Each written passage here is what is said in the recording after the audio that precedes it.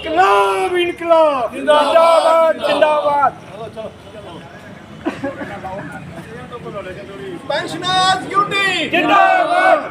वो प्रधानमंत्री जी को कंसर्न जो हमारे डिस्ट्रिक्ट डिप्टी कमिश्नर होंगे उनके थ्रू जो मेमोरेंडम प्रधानमंत्री जी को देने जा रहे हैं वो इस सिलसिले में है कि 8th पे कमीशन ने अप्रूवल दिया है, लेकिन उसको अभी उसको कॉन्स्टिट्यूट नहीं किया है।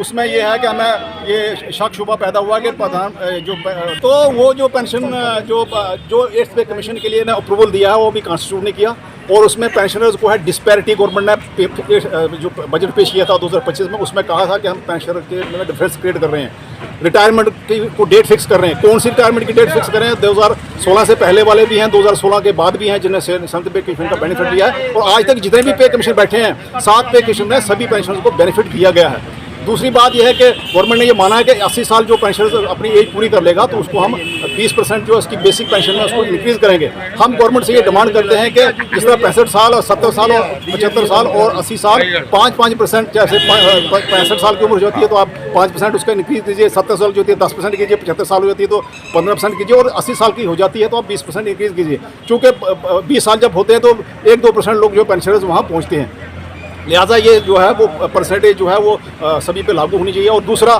मेडिकल अलाउंस जो हमारा वो जैसे लद्दाख में 1,000 रुपया कर दिया गया है, लेकिन जम्मू कश्मीर सरकार ने वो नहीं किया।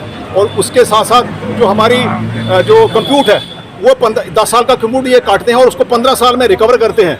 वो हमने जो उसको कैलकुलेट किया है वो 10 साल और 8 महीने में ही कंप्लीट हो जाता है। हमारी गवर्नमेंट से गुजारिश रहेगी कि जो कंप्यूटर आप काटते हो वो जो है उसको जो है 10 साल में ही जो है वो उसको काटा जाए और उसको 15 साल में नहीं काटा जाए। और दूसरा आपसे ये भी गुजारिश है, LG से भी गुजारिश है, चीफ मिनिस्टर से गुजारिश है, चीफ सेक्रेटरी से गुजारिश है कि हमारे जो एम्प्लॉइज़ हैं स्टेट गवर्नमेंट के, वो इन्होंने माना था कि 3500 करोड़ रुपया हमारी GPF, हमारी ग्रेजुटी, हमारी कैश इन लीव और दूसरे जो लाइबिलिटीज़ हैं गवर्नमेंट की 3500 करोड़ रुपया वो अभी तक हैं, और आज अभी तक मुझे लगता है कि 4000 करोड़ हो गई हैं।